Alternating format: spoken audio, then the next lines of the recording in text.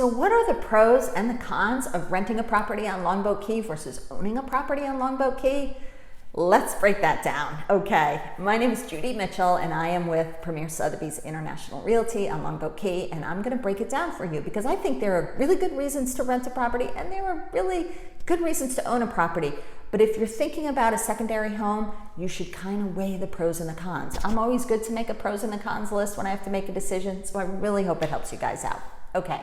First of all, let's start with the first pro of renting, and that is no HOA fees and no maintenance fees, right? So you have a fixed cost, and that's a really good thing. You know what to expect.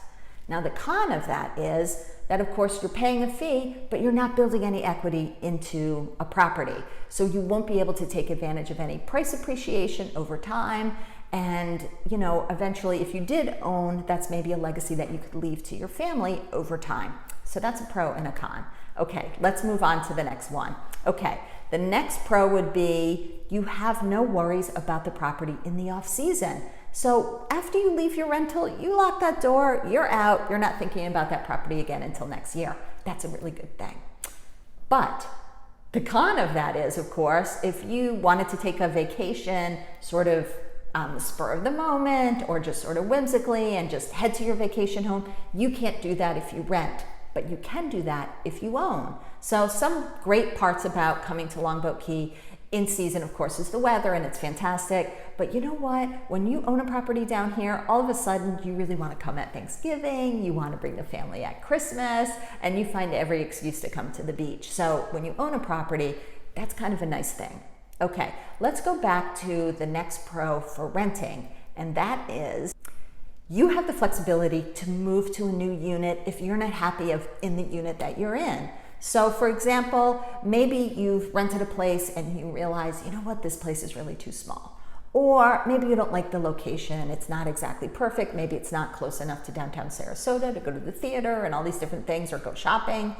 And so next year, you just forget that place, you move on, you pick a new place. So that's a great thing about renting is you have a lot of flexibility. Now, the con of that is, of course, that your landlord can maybe make that decision for you by maybe not making that rental available for you if you did like the location, right? So you're sort of a victim of the circumstance in that point. You hope that that rental will be available for years to come, but you never really know for sure. Okay, let's move on to the next pro, and that is you do not have to worry about the decor or the furniture, which is really, really hard to get right now. But you don't have to worry about that interior. You kind of show up for your vacation or you show up for the season with like your suitcase and your toothbrush and you're good to go. It has everything that you need.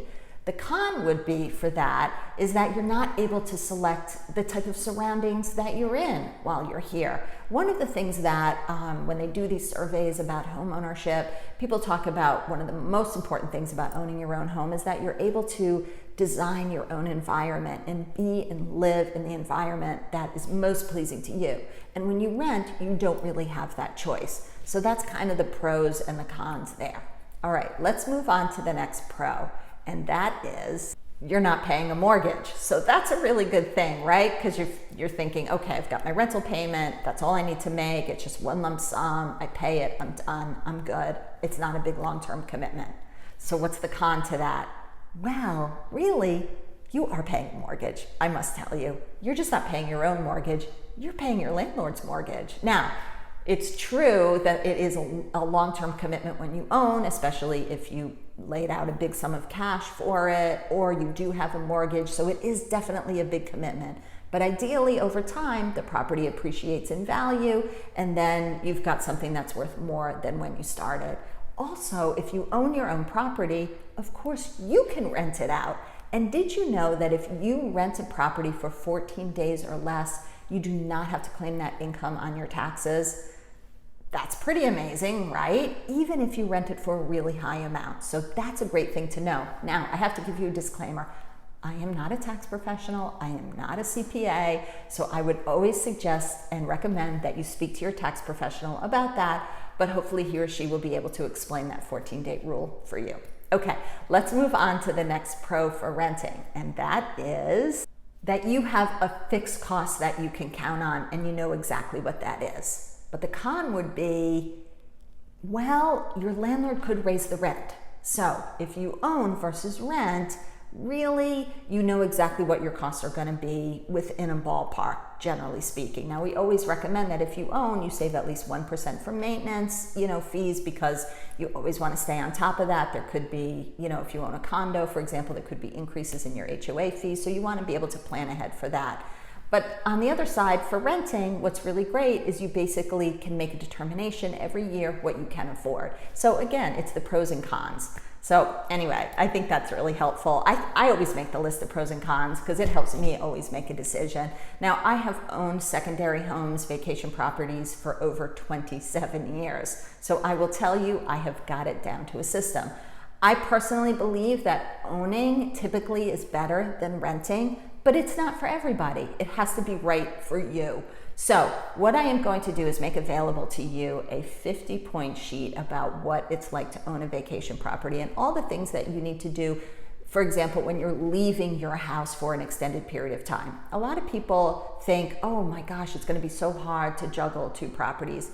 In reality, it really isn't. You have to be a little bit organized and you have to be a list maker. So I'm going to share my list for you guys, with you guys for free, no charge, no problem. You can download it from my website. The address is in the displayed here so you can see it.